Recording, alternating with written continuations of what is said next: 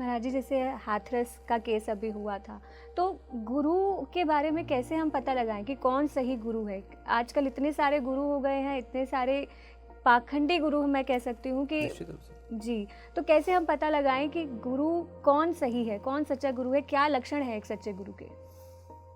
एक क्षेत्र में कहा, हम लोग के क्षेत्र में कहावत है कि गुरु बनाओ जान के, पानी पियो छान के।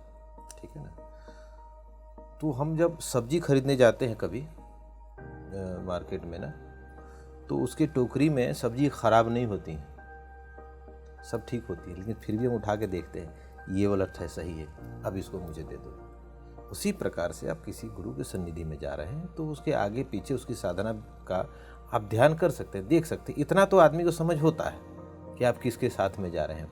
और अगर इस लेवल के भी आपके पास ज्ञान नहीं है तो फिर आपका सत्यानाश होना तय है, आपको कोई नहीं रोक सकता। फिर जिसके पास आदमी को पहचानने की समझ नहीं हो, अब इसमें कुछ एक पक्ष में बता देता हूं कि कैसे पहचान कर सकते हैं। सबसे पहले परंपरा का देखें कि किस परंपरा से है, गुरु परंपरा इनकी क्या रही है, इनकी शास्त्र परंपरा क्या रही है, इनका परिवार कैसे कहाँ रहा है, इसके किस परिवार से आते हैं।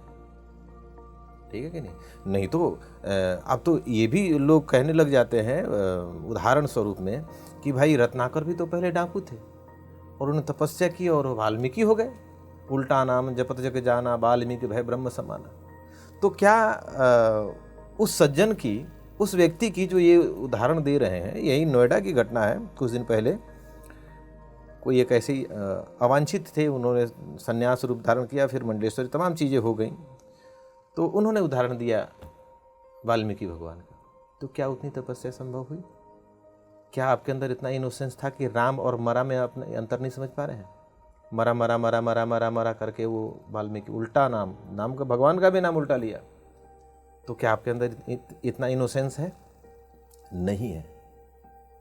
तो परंपराओं का ज्ञान हो, शास्त्र का ज्ञान हो, किस परिवार से आ रहा है व्यक्ति, उसकी वर्तमान साधना क्या चल रही है।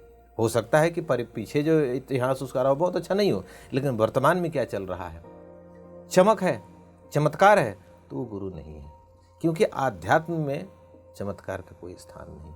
चमत्कार तो आप देखो हर सड़क किनारे लगा रहता है, ताली बजाया और कबूतर उड़ गया।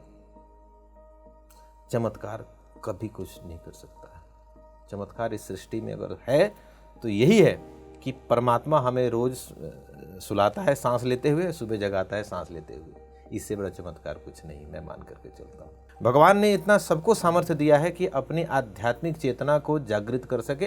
कैसे? तप के आधार पर। यहां तक कि ब्रह्मा जी को भी सृष्टि का उदय कर जब करना पड़ा तो तप का आदेश हुआ।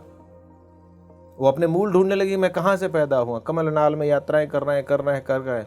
दो शब्द सुनाई दिया, तप करो, भिन्न तप तेज के कर विस्तार। आप लोग जिस कार्य को कर रहे हैं, आप इसके पीछे अपना मेहनत देखिए।